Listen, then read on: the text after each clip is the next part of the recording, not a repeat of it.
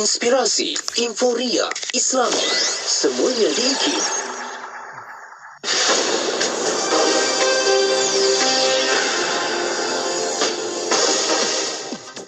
Bismillahirrahmanirrahim. Assalamualaikum warahmatullahi wabarakatuh dan salam sejahtera. Bersama saya Ahmad Nazri Muhammad Yusof dalam berita IKIM. Pelajar-pelajar dari Uzbekistan dialu-alukan untuk kembali ke Perlis bagi menyambung pengajian di negeri itu selepas era pandemik COVID-19. Raja Muda Perlis Tuanku Syed Faizuddin Putra Jamalulal bertitah pelajar yang layak memohon bagi menyambung pengajian itu termasuklah dari wilayah Samarkand di mana mereka boleh mendaftarkan diri di dua institusi pengajian tinggi IPT di negeri Perlis iaitu Universiti Malaysia Perlis UNIMAP dan College Universiti Islam Perlis KUIPS. Baginda bertitah demikian sewaktu berkenan menerima menghadap delegasi daripada pejabat pentadbiran wilayah Samarkand, Uzbekistan di Galeri Diraja Arau Perlis. Penubuhan pasukan bomba sukarela dan bomba komuniti menjadi kaedah terbaik bagi menangani kes kebakaran dan usaha menyelamat awal di kawasan penempatan pedalaman yang bertaburan seperti di Sarawak. Mengulas selanjut, Ketua Pengarah Jabatan Bomba dan Penyelamat Malaysia JBPM, Datuk Seri Muhammad Hamdan Wahid berkata, penduduk di kawasan pedalaman negeri Sarawak digalakkan menubuhkan pasukan sukarela agar mereka dapat memberikan tindakan awal apabila berlakunya sesuatu kecemasan seperti kebakaran. Jabatan Imigresen Malaysia Kedah menutup sementara perkhidmatan menyediakan pas sempadan di 3 buah lokasi di negeri Kedah untuk memudahkan kerja penyelenggaraan dilakukan. Lokasi terbabit ialah Pejabat Imigresen Malaysia Cawangan Kulim dan Pusat Transformasi Bandar UTC Alostar serta Sungai Petani. Sementara itu, Pengarah Imigresen Kedah Muhammad Rizwan Muhammad Zin memaklumkan bahawa pihaknya sedang melakukan transformasi berkaitan beberapa perkara termasuk sistem penyampaian bagi memastikan khidmat lebih baik dapat diberikan kepada masyarakat pada masa depan. Sekian sahaja berita IKIM untuk edisi 10 pagi ini. Assalamualaikum warahmatullahi wabarakatuh dan teruskan kesetiaan anda bersama IKIM, Inspirasi Inforia Islami. Laporan berita tadi dari sumber bernama Kapsul Masa.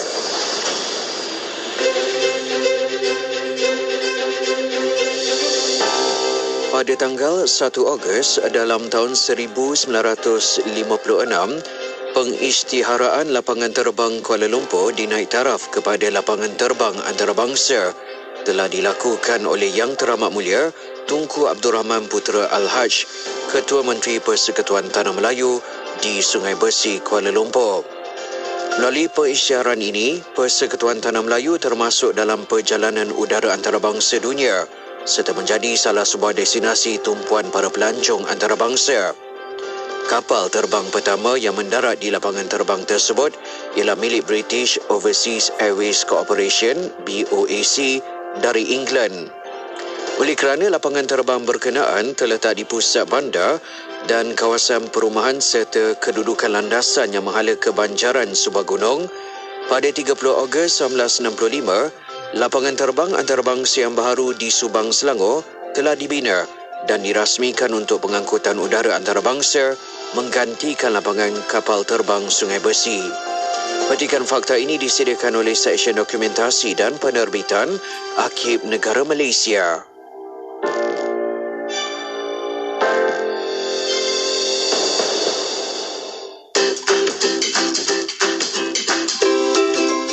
Nyamuk Aedes mudah membiak di dalam air yang bertakung. Cegah pembiakan nyamuk Aedes. Pastikan bekas yang boleh menakung air dibuang dengan betul. Tutup rapat semua bekas yang menyimpan air. Periksa saluran air pada bumbung rumah agar tidak tersumbat. Tiada Aedes, tiada denggi.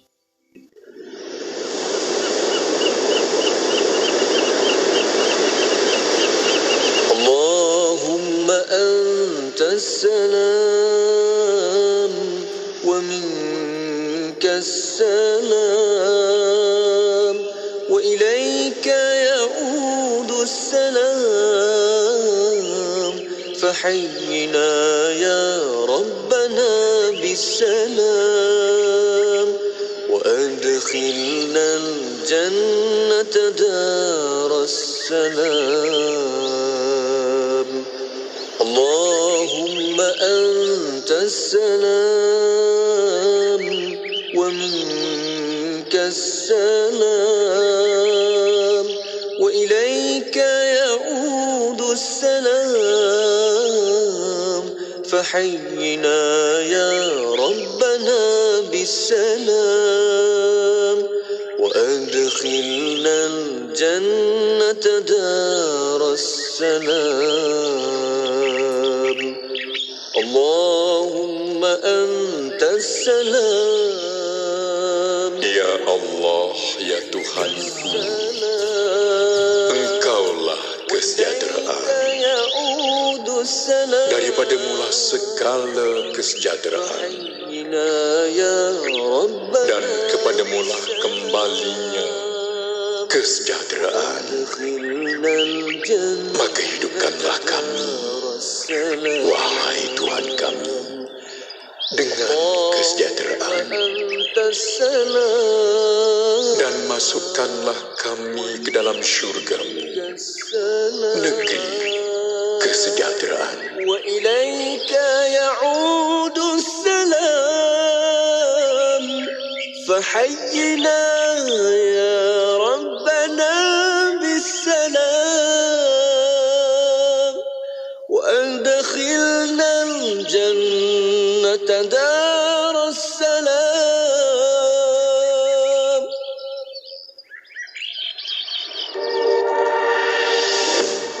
Sajian rancangan terbaik dengan pelbagai pengisian maklumat ilmiah yang bermanfaat seperti Pesona di Zahra, Syara & Ikim, Syariah dan Perundangan, Emas & Ikim, Kevin Bertanya, Islam dan Sains, Tahsinul Ibadah, Resolusi, Tarbiyah, Tadabbur dan Bacaan Surah Al-Kahfi.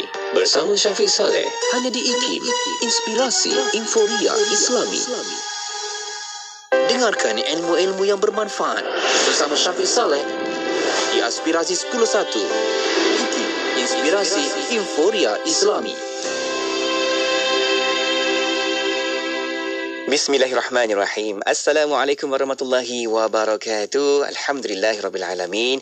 Wassalatu wassalamu ala ashrafil anbiya'i wal mursalin wa ala alihi wa sahbihi ajma'in. Allahumma salli ala Sayyidina Muhammad wa ala alihi wa sahbihi wa barik wa salim. Alhamdulillah, anda teruskan bersama dalam pertemuan Aspirasi 101 edisi hari ini, hari Selasa hari ini. Masya Allah, kita nak teruskan lagi bola bicara kita dan teman-temankan bersama saya Syafiq Saleh sehingga jam 1 tengah hari nanti. Moga baik-baik lagi untuk hari ini. Okey, dan kita bersiaran edisi hari ini 31 Januari 2023 bersamaan 9 Rejab 1444 Hijriah. Macam mana pagi anda? Kalau tadi kita bersama dengan Pian dan juga Luke untuk Warna Pagi Ikim, dan kita akan teruskan lagi pendengaran kita berikutnya insya-Allah.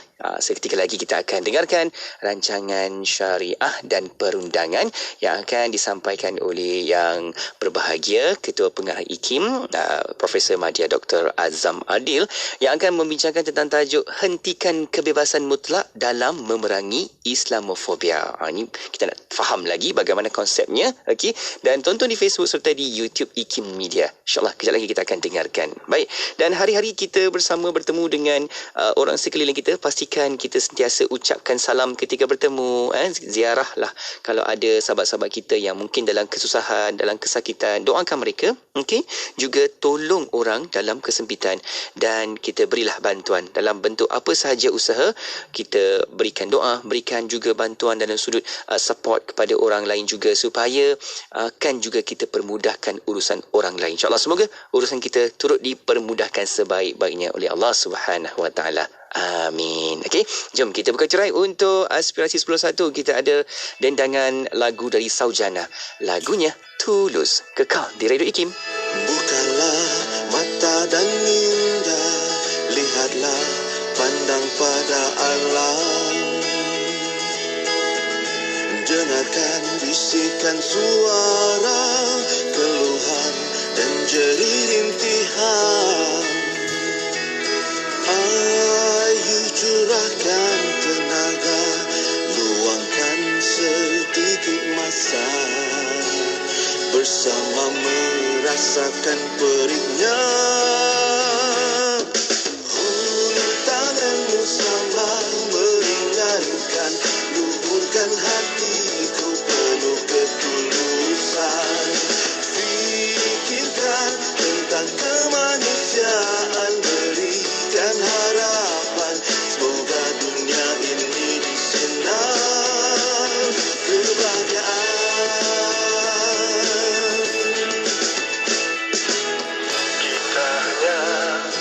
insan biasa yang lemah, deka juga alfa,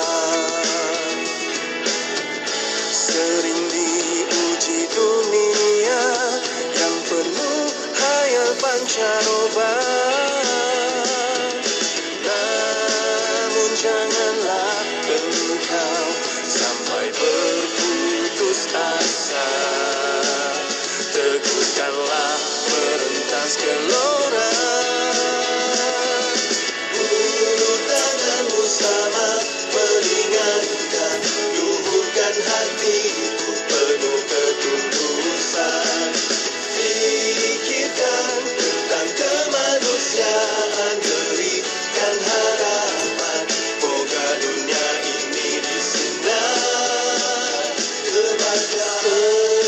Sebatang kasih dan sayang, walau hanya senyuman, marilah bergandengan sehingga tercapai impian. Oh, hulur tanganmu, luhurkan penuh ketulusan.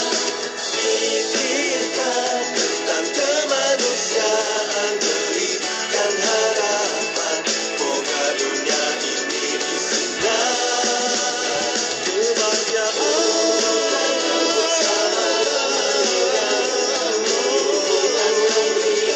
Penuh ketulusan, fikirkan tentang kemanusiaan, berikan harapan, moga dunia ini disinar kebahagiaan.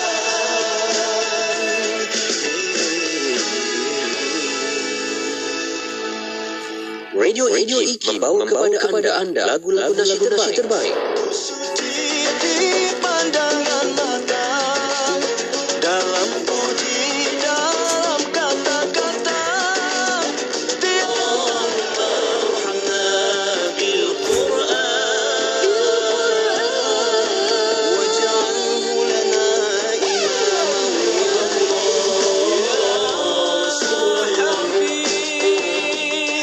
wa IKIM memberi anda lagu nasyid yang mengusik jiwa. IKIM, inspirasi Euforia Islami.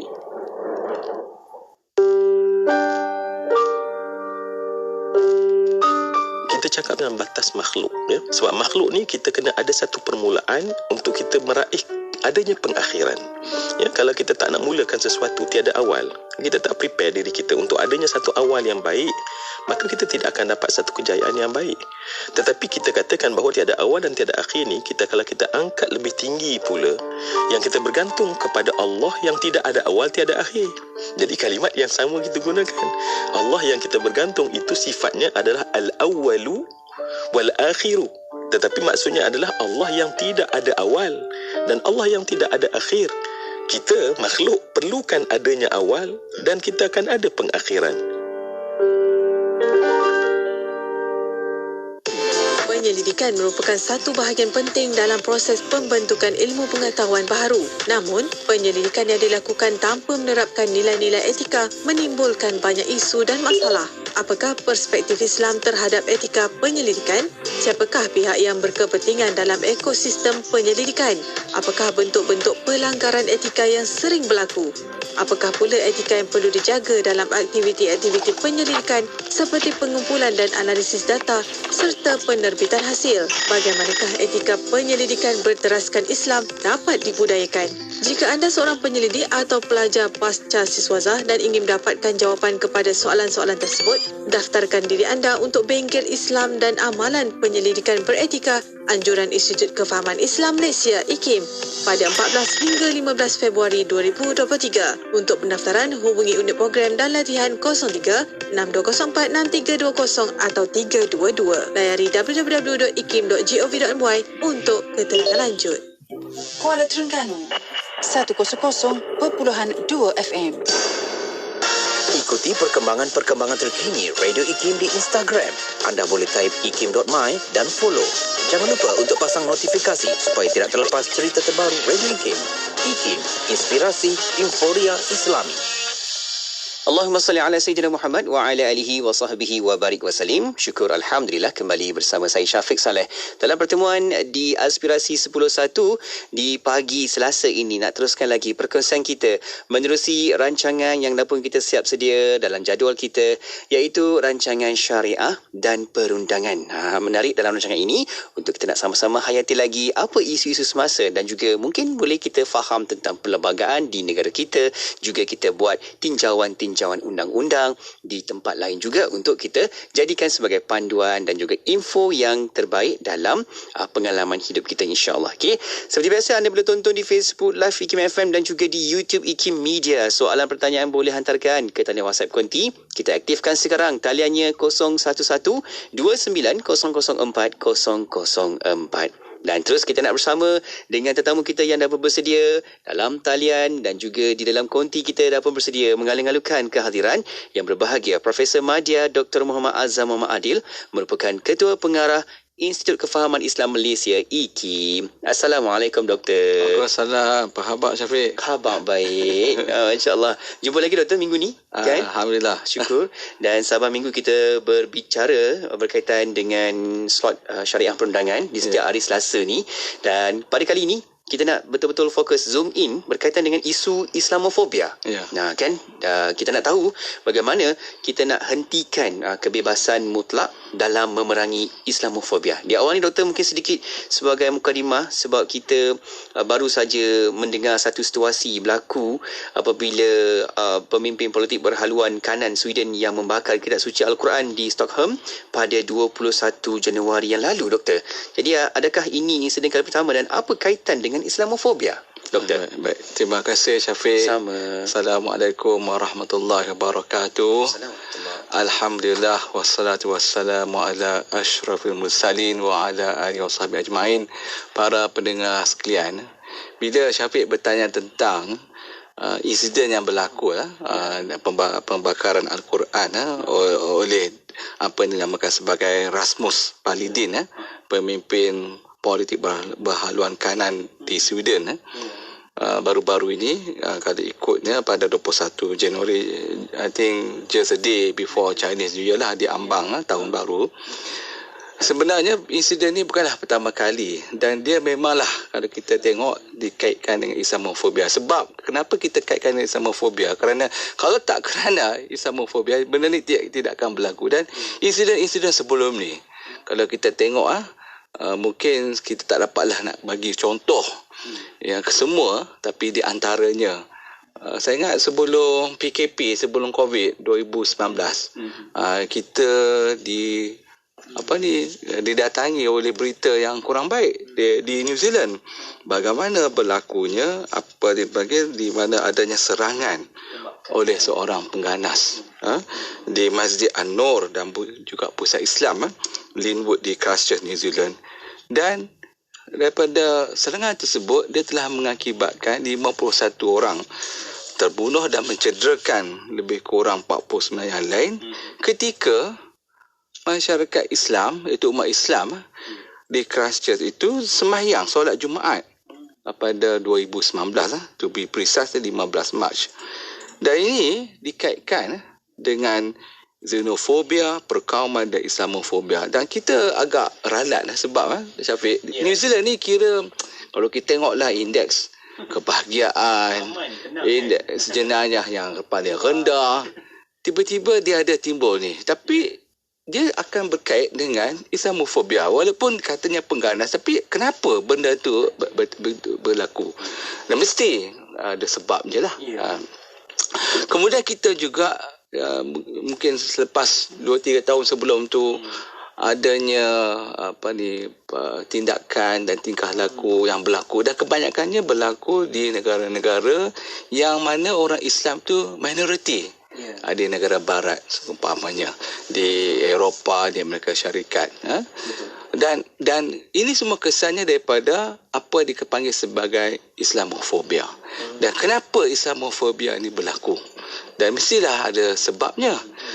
Salah satu perkara yang saya ingat pentinglah untuk saya berkongsi dengan para pendengar sekalian ialah apabila kita bercakap tentang Islamofobia ini ialah dia berkait rapat dengan prasangka prejudis oleh orang bukan Islam terhadap Islam. Dan itu mungkin berlaku di luar negara, di mana saya sebut tadi di barat, di mana penduduk minoriti orang Islam, bahkan boleh berlaku dalam negara. Selalu kita dengar Islamofobia itu berlaku di luar negara, di negara barat, tapi ada juga. Nanti saya akan beri contoh, satu dua contoh mungkin di Malaysia berlaku juga Islamofobia ni. Dan ia tak boleh tidak apabila kita bercakap tentang Islamofobia ni, dia membawa kepada perasaan takut, permusuhan yang melampau terhadap Islam. Dia labelkan, dia bukan saja label pada agama, tapi label juga pada orang Islam. Pembunuhan yang berlaku ke atas orang Islam kerana bagi perempuan itu mereka berhijab sebagai contoh itu dianggap sebagai penghinaan terhadap amalan yang menjadi kepercayaan kepada agama Islam ataupun mungkin kepada agama-agama anutan yang lain, tapi dalam hal ini dia memang khusus kepada orang Islam. Syafiq, saya masih teringat tahun 2005.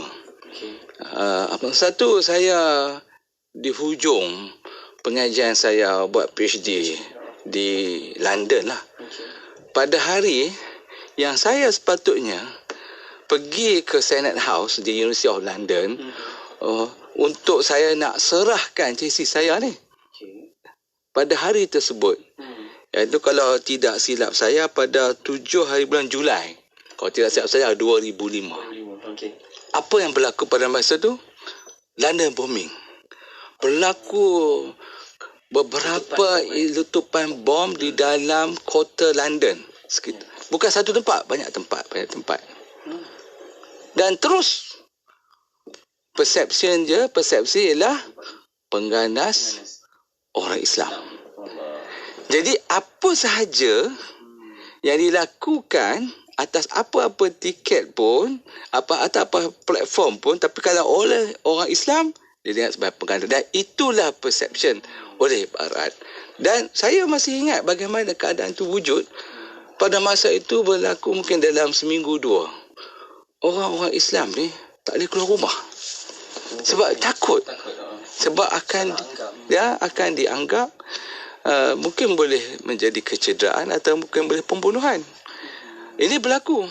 Pada masa itu sehingga ada satu fatwa dikeluarkan oleh almarhum Syekh Zaki Badawi. Kalaulah seorang perempuan yang berhijab tu, dia terpaksa keluar daripada rumah untuk tujuan-tujuan tertentu atas darurat. Dia bekerja. Kalau dia pakai hijab, takut dia dicederakan oleh mereka yang memahami Islam yang kata itu ganas dan sebagainya ni, Islamofobia ni.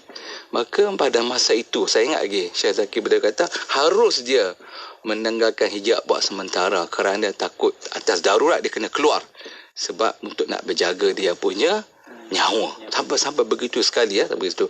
Dan saya ingat pada 2016, 17, 18 ada juga berlaku satu insiden tembakan di London juga. Sekitar saya ingat kalau tak silap saya lah sama ada Tower Bridge atau London Bridge.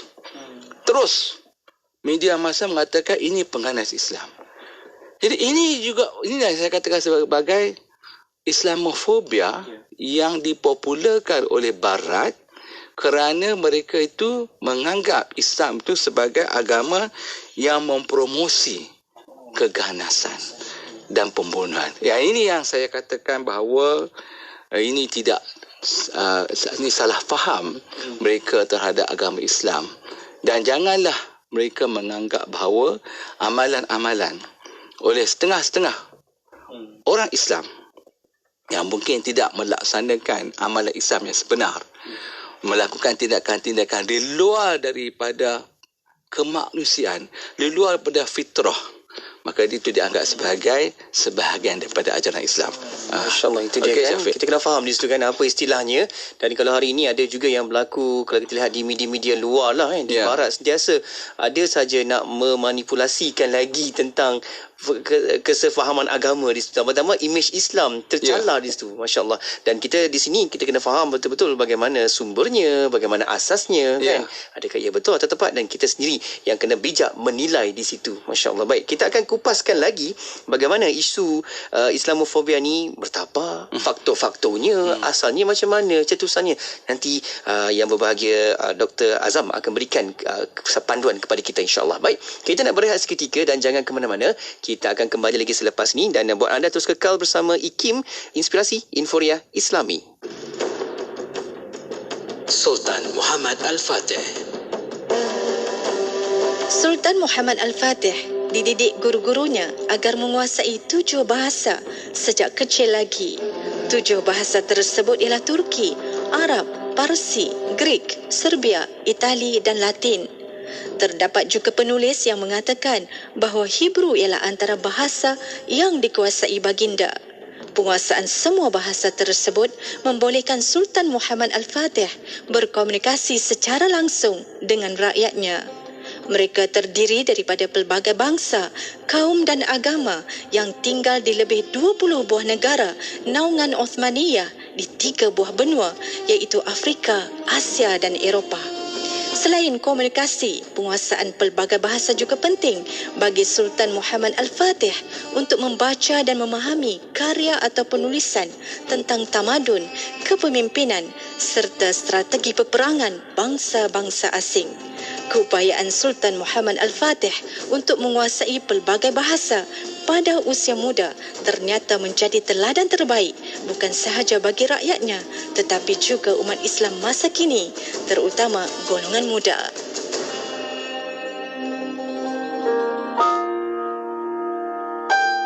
Di antara adab-adab tatkala membaca Al-Quran adalah ikhlas tatkala membacanya, iaitu semata-mata kerana mencari redha Allah Subhanahu wa taala.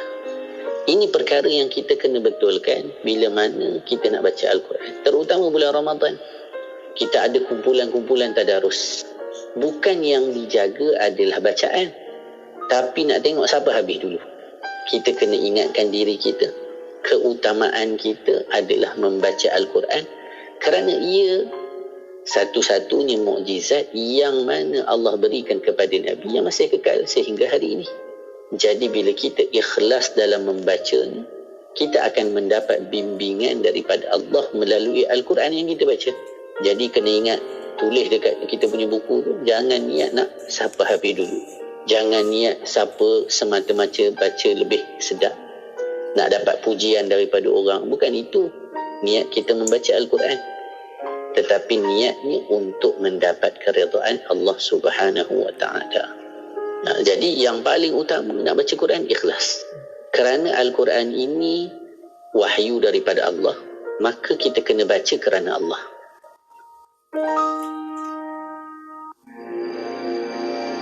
Al-Jazari. Al-Jazari atau nama penuhnya Badi'uz Zaman Abu Al-Aiz Ibn Ismail Ibn Ar-Razaz Al-Jazari merupakan jurutera mekanikal yang ulung pada zamannya. Beliau berkhidmat sebagai ketua jurutera dengan 3 orang pemerintah dinasti Artuqid Turki. Pada tahun 1206 Masihi, Al-Jazari menyempurnakan penulisan karya agungnya yang bertajuk Al-Jami' Bainal Ilmi wal Amalin Nafi' fi Sana'atil Hiyal. Karya ini merupakan ringkasan tentang ilmu mekanik, teori dan amali. Karya Al-Jazari ini unik dan berbeza daripada karya-karya terdahulu kerana beliau sendiri merupakan jurutera yang berbakat luar biasa dan mekanik yang mahir. Karya berkenaan lebih merupakan panduan yang praktikal dan bukannya buku teori tentang konsep kejuruteraan semata-mata. Karya itu turut menghuraikan pelbagai peralatan dengan terperinci dan dengan demikian menjadi sumbangan yang tidak ternilai kepada sejarah kejuruteraan dunia. Al-Jazari menghuraikan 50 peralatan mekanikal atau mesin dalam 6 kategori yang berbeza dengan menggunakan ilustrasi mini berwarna yang menarik. 6 kategori itu termasuklah 10 jam air dan jam lilin, 10 bekas yang sesuai digunakan dalam acara menikmati jamuan minuman, 10 kendi dan besen untuk flebotomi dan berwuduk, 10 air pancut yang berubah bentuknya secara bergilir-gilir dan mesin untuk pancutan berterusan dan 10 mesin pengangkut air serta 5 buah peralatan yang pelbagai. Al-Jazari juga menghuraikan kaedah-kaedah pembinaan dan pemasangan kesemua 50 peralatan itu secara terperinci bagi membolehkan generasi tukang pada masa akan datang untuk membinanya semula. 24 jam sentiasa mendampingi. Indah dengan muzik Islami dan program dakwah. Allah Subhanahu wa taala kita melihat qada dan qadar. Dengarkan di IKIM, inspirasi Inforia Islami. Semestinya di IKIM, Inspirasi Inforia Islami. Syukur Alhamdulillah, saya Syafiq masih lagi berada menerusi Aspirasi 10.1 dan kita berada di rancangan Syariah dan Perundangan. Macam biasa boleh tonton lagi di Facebook Live IKIM FM dan juga di YouTube IKIM Media sebab kita nak sama-sama lagi untuk menghayati tajuk bicara kita pada pagi ini, iaitu hentikan kebebasan mutlak dalam memerangi Islamofobia. Kita bersama dengan tetamu kita yang berbahagia, Profesor Madya Dr. Muhammad Azam Muhammad Adil, merupakan Ketua Pengarah IKIM, dan kita dapat dengar tadi di awalnya berkaitan dengan mukadimah isu ini, bagaimana berlakunya salah faham, salah tanggapan, prasangka yang bukan-bukan dan juga memburukkan imej tentang Islam. Dan bila cakap tentang Islamofobia, Doktor, mungkin boleh kita kongsikan lagi bila Islamofobia ini bertapak dan apa kesannya ke atas agama Islam dan orang Islam, Doktor? Okey, baik. Terima kasih Syafiq. Ya, sama. Jadi bila kita tadi di awal tadi kita menceritakan tentang Islamofobia ni, kalau kita boleh saya nak perincikan, bila kita sebut Islamofobia tu, dia adalah satu macam rasa ketakutan dan pemusuhan yang melampau terhadap Islam dan umat Islam.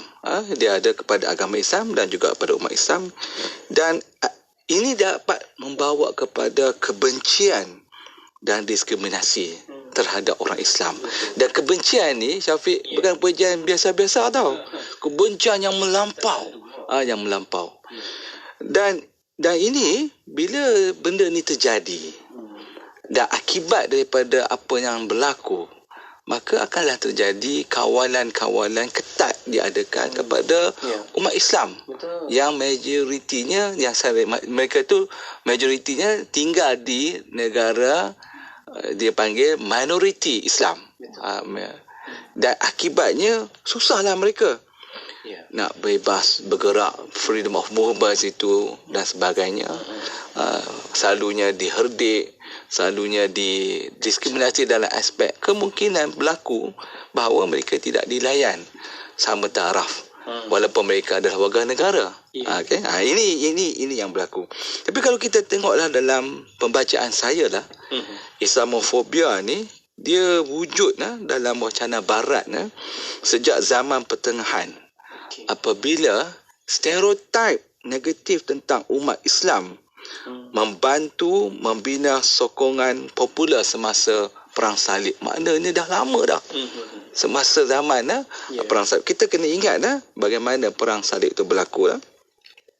Jadi gambaran tentang umat Islam ini yang dianggap tak bertamadun, ganas, dia telah membawa kepada apa yang kita kenali dalam sejarah kita, penguasaan, penjajahan orang Eropah ke atas negara-negara Islam. Ramai banyak negara-negara Islam yang dijajah oleh kerana faktor ini. Edward Said, seorang sarjana asalnya daripada bumi Palestin tetapi tinggal di Amerika, seorang penganut agama Kristian, pernah menggunakan istilah apa dipanggil sebagai orientalisme untuk menggambarkan corak stereotip negatif terhadap umat Islam yang lain yang dijajah. Jadi bila istilah Islamofobia ini dipopularkan? Syafiq tahu bila? Jadi ni terminologi. Dengar istilah masa Islamofobia ni bila? Dalam pembacaan saya, dia telah dipopularkan dalam laporan 1997 oleh Runnymede Trust, sebuah badan pemikir British yang menangani perkauman dan prejudis etnik. Sebelum tu istilah Islamofobia ni tak dikenali. Jadi bila benda ini timbul, maka kita tengoklah perception itu lebih lagi. Kalau kita tengoklah, saya tadi diberi contoh tadi cerita di New Zealand apa semua, tapi ingat tak kes sebelum tu lah, agak dah lama lah, tahun 2001. Itu 9/11 itu 11 September itu 9/11 itu satu benda yang memang Islamofobia yang begitu berlaku, itu terus dianggap sebagai umat Islam ini adalah mempromosikan keganasan. Jadi Syafiq, apabila kita bercakap tentang Islamofobia ni kan, menurut Hank Decker dan juga Jolanda Verne de Nol, mereka ni membuat kajian tentang Islamofobia and its origin, a study among Dutch youth. Ini berlaku di Belanda, terhadap 580 remaja pada 2006. Daripada 580 remaja, 54% remaja di Belanda itu, responden itu memandang negatif tentang Islam dan orang Islam. Ini berlaku. Dan dalam pembacaan saya juga, umpamanya pada 2011, tadi 2011 umpamanya, melalui Pertubuhan Bangsa-Bangsa Bersatu dan Liga Negara Arab yang mengenal pasti Islamofobia sebagai perkara yang membimbangkan dunia, dan Gallup yang membangunkan satu set analisis berdasarkan pandangan umum terhadap penduduk majoriti dan minoriti di pelbagai negara dalam menangani isu Islamofobia di peringkat global ni. Dia telah mendapati, ini saya ingat finding ini amat penting Syafiq. Secara khususnya 52% di Amerika Syarikat, rakyat di Amerika Syarikat, dan 48% rakyat di Kanada mengatakan Barat tidak menghormati masyarakat Islam. Maknanya di Amerika tu 52%, lebih daripada 50%. Dan ini saya tak terkejut, Syafiq. Saya pernah atas tiket bawah Fulbright, ditempatkan di Massachusetts. Saya pergi merata lah di Massachusetts tu. Di bawah program khas ni dipanggil Direct Access to the Muslim World. Dibawa oleh pensyarah-pensyarah sekolah daripada beberapa negara Islam termasuk di Malaysia. Pergi. Dalam satu wacana, saya ada program yang saya akan berkongsi dengan penduduk-penduduk tempatan. Belum sempat saya bercakap, bangun satu penduduk tempatan lah, the whites lah. Dia bangun, dia kata, kenapa Encik datang all the way from Malaysia nak cerita pasal Islam? Dia kata ini Quran ni adalah ajaran agama keganasan. Quran ini menyuruh orang Islam membunuh orang kafir. Dan Quran ini mengatakan bahawa orang kafir ni semua masuk neraka. Hanya orang Islam saja yang masuk syurga. Ini agama apa? Makna perception begitu dahsyat. Dilontarkan, dicakapkan sebegitu rupa, lantas dia meninggalkan majlis. Saya belum lagi mula bercakap, sampaikan pihak tuan rumah terpaksa memohon maaf pada saya. Itu adalah insiden pengalaman yang saya telah lalui. Dan ini berlaku bukan terhadap saya, dah berlaku kalau di Amerika itu 52% mereka memandang serong terhadap Islam dan agama Islam. Bahkan di Kanada yang kita ingat adanya multi-ethnic, multi-religious itu 48%, agak tinggi kan? Kalau kita tengok masyarakat Islam di Itali, mereka ini nampak dialu-alukan 57% menghormati masyarakat Islam di Itali. Perancis walaupun kita dengar macam-macam, lebih baik daripada Amerika Syarikat dan Kanada, 56% menghormati orang Islam. Jerman 56% menghormati orang Islam. Dan United Kingdom dia agak rendah daripada Amerika dan juga Kanada. 47% sahaja yang menghormati orang Islam. Walaupun begitu, kita tengok ada beberapa polisi yang dibuat oleh kerajaan British dan juga pihak-pihak berkuasa. Mereka itu atas tiket kebebasan atas semua orang. Baru-baru ni kita tengoklah pramugari di British Airways diberi pilihan sama ada nak pakai hijab ataupun tidak. Ini mungkin ada kebaikan, mungkin daripada peristiwa yang mereka telah alami apa yang dikatakan sebagai Islamofobia. Syafiq. InsyaAllah itu dia yang perlu kita lihat perkara ini secara lebih meluas dan bagaimana untuk kita nak menanganinya dan kita nak berhadapan dengan situasi tersebut kan. Kalau kita lihat di dalam bila sampai ke negara-negara asing pun tiba-tiba kita pula di label orang yang ada janggut semua sama je, dia pukul sama rata kan. Dia kata macam tu. Dah jadi takut dah. Jadi tak apa, kita akan lihat dari sudut langkah-langkah yang perlu diambil doktor. Bagaimana kita nak berhadapan dengan situasi ini insya-Allah. Baik, kita akan bincang selepas ni doktor. Okey? Kita berehat seketika dan anda jangan ke mana-mana, boleh terus hantarkan soalan pertanyaan di ruangan komen dan juga di Facebook serta boleh WhatsApp terus ke talian konti kita 011290040004. Rehat seketika, kembali selepas ini kekal di IKIM, Inspirasi Inforia Islami. Daripada Muawiyah Ibn Abi Sufyan radhiyallahu anhu, katanya Rasulullah sallallahu alaihi wasallam bersabda, Al-ghadabu minasyaitan wasyaitanu khuliqa minan nar wal ma'u yutfi'un nar fa idza ghadiba ahadukum falyaghtasil. Maksudnya, kemarahan daripada syaitan dan syaitan diciptakan daripada api, sedangkan air memadamkan api. Apabila seseorang daripada kamu marah, maka hendaklah dia mandi. Hadis riwayat Abu Nuaim. Ramai pengguna-pengguna tak tahu apakah elektromagnetik yang harus pada kenderaan kita ketika kita menambahkan minyak di petrol station. So bila kita buka cap, pasang, masukkan nozzle, memang kita beli tadi RM50 minyak. So kita taruh, habis. Setitik minyak yang terakhir itu pun jangan diketuk. Kalau nak sangat, gantung aja, biar dia jatuh sendiri. Jika diketuk, dia mengatakan spark kepada tangki itu tadi tergantung dengan nozzle. Apabila spark ataupun recikan bunga api ini akan menyebabkan gas oktan yang ada di dalam tangki itu tadi akan tembak, makan sambar recikan bunga api itu tadi, menyebabkan mudah meletup. Walaupun memang manufacturers in term of standard automotive engineering telah membuatkan satu dipanggilkan stop cock yang safety dekat situ, malang tidak berbau. Hati-hati, bukan setitik boleh membawa 1 kilometer. Jadilah pemandu bijak, kocek selamat, jiwa selamat, harta selamat. Keselamatan diutamakan. Teruskan bersama IKIM, Inspirasi Inforia Islami. Pastinya di IKIM, Inspirasi Inforia Islami, Radio Islami nombor 1 di Malaysia. Syukur.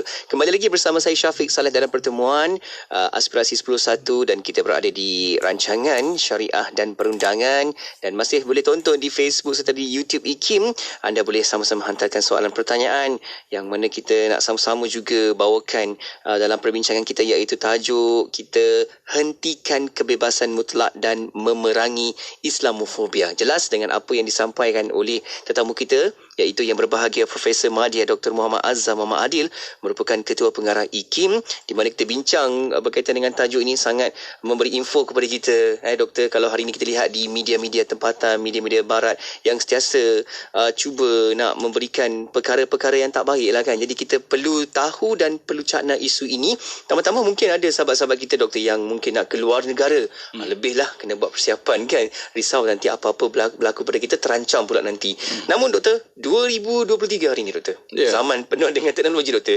Bagaimana kita nak ambil langkah-langkah yang perlu kita jaga, kita cakna, kita tahu untuk membendung isu Islamofobia, Doktor? Okey, terima kasih Syafiq.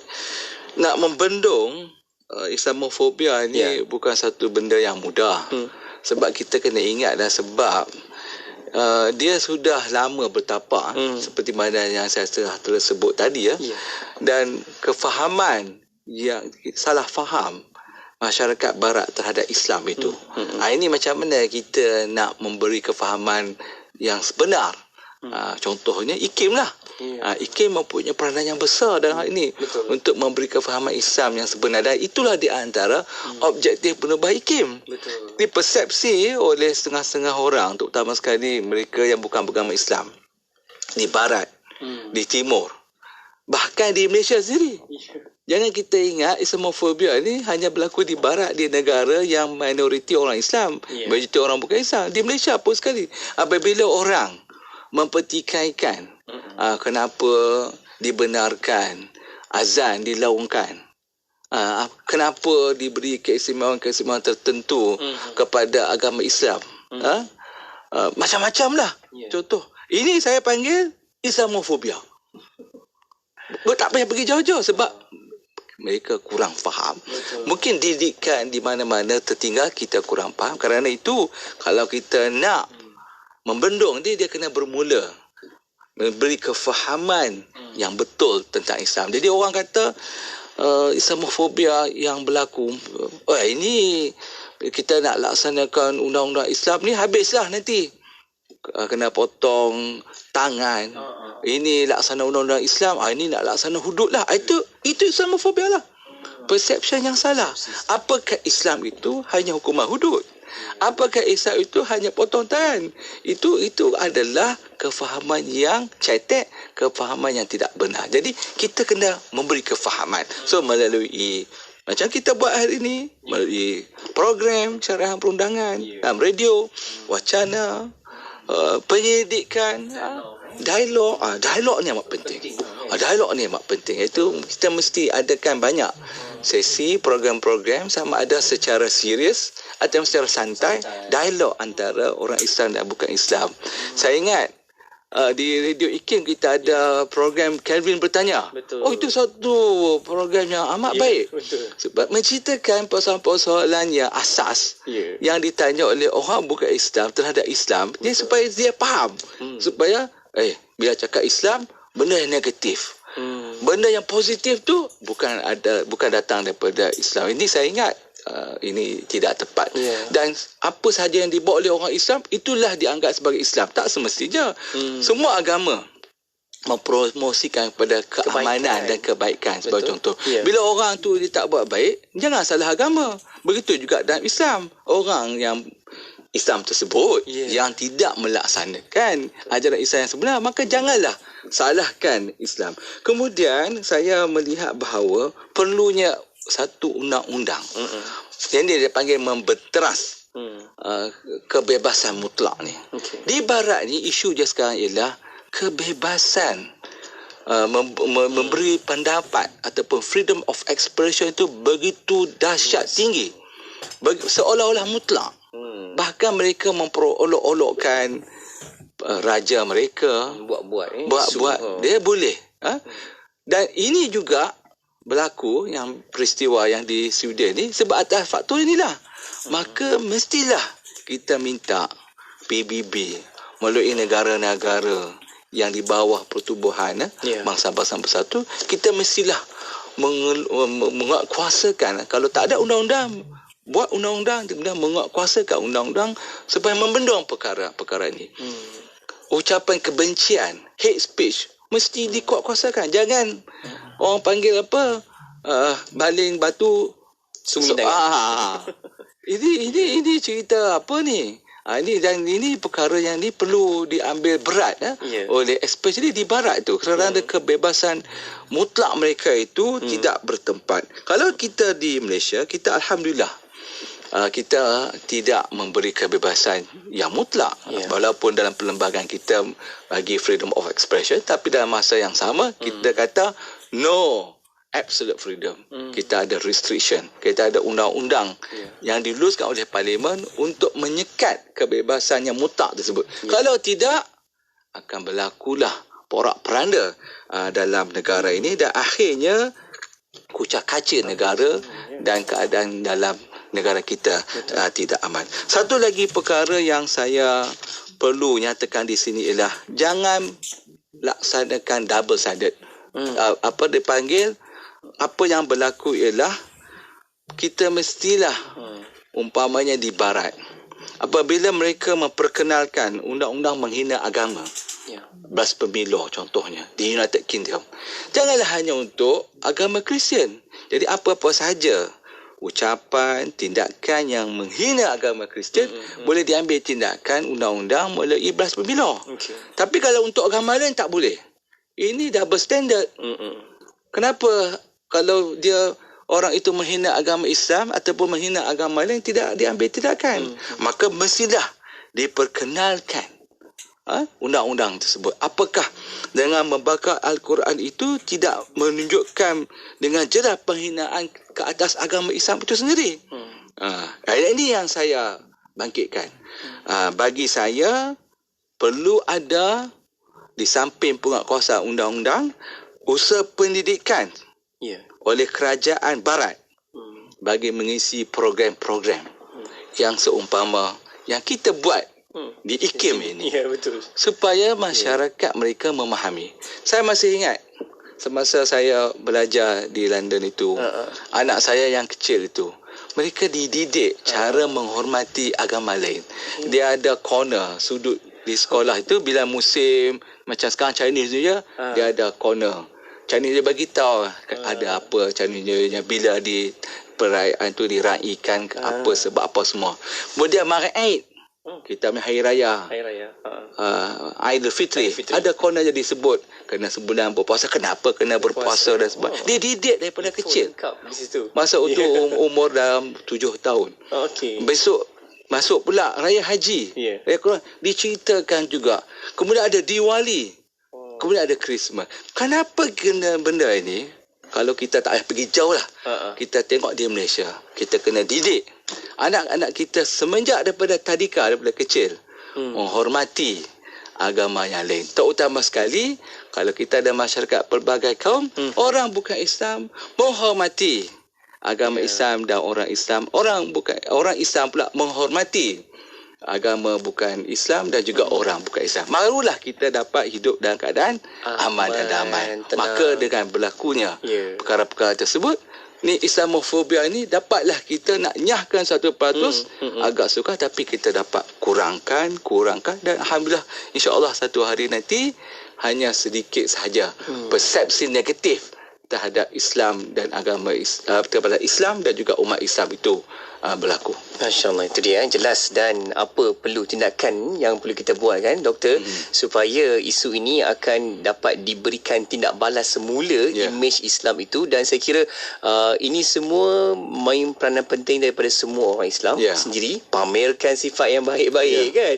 pamerkan akhlak Islam itu sendiri dan berikan kembali imej Islam itu seperti apa yang dikatakan tidak betul. Imej buruk itu memang tidak betul sama sekali, dan sama-sama kita kekalkanlah keharmonian negara kita. Sebagai contoh, apabila orang luar sini melihat Malaysia itu penuh dengan keamanan, akan jadi satu contoh yang terbaik di negara luar. Masya-Allah. Saya ada satu soalan kat Syafiq. Syafiq dia tanya saya soalan, tak tanya.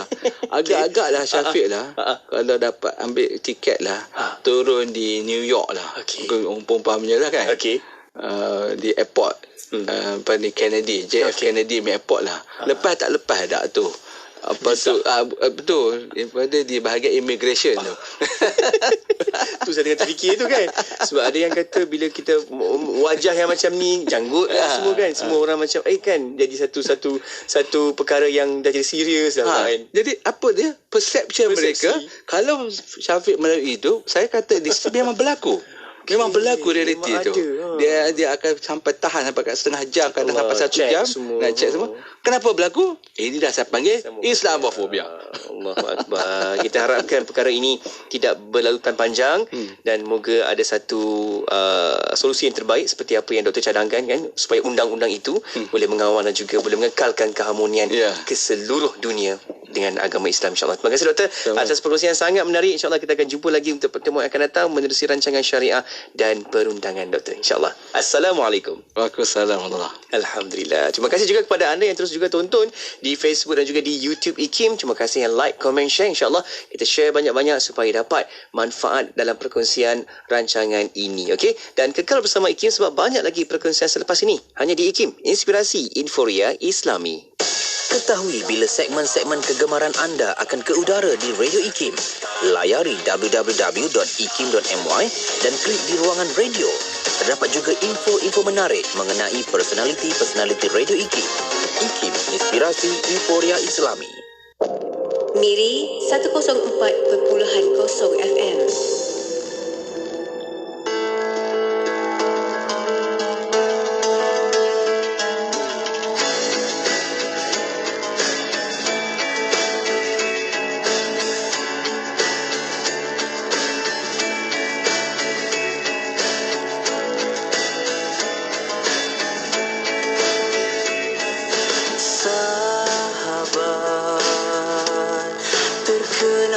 Masa lalu kau selalu ada untukku dikala suka tawaku dan bila tersungkurku kesedihan tak pernah engkau tinggalkan diriku bersendirian.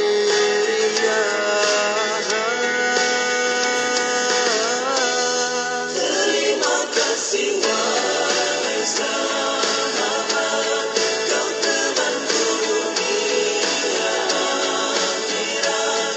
Kan ku doakanmu dan kenanglah daku dalam doamu selalu. Terkadang kita tak senaruan, selalu butuh di persimpangan. Namun perpisahan tak pernah menjadi suatu pilihan.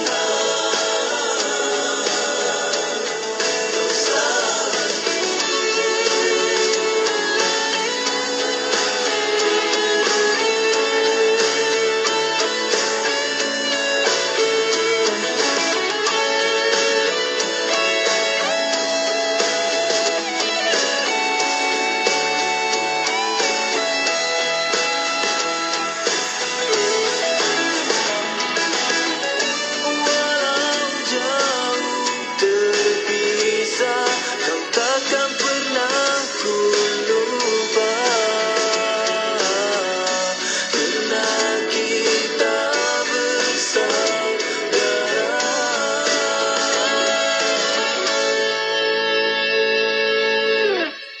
Terima kasih wahai sahabat, kau temanku dunia akhirat. Kan ku doakanmu dan kenanglah daku dalam doamu selalu. Terkadang kita tak senaruan, selalu butuh persimpangan. Namun perpisahan tak pernah menjadi suatu pilihan.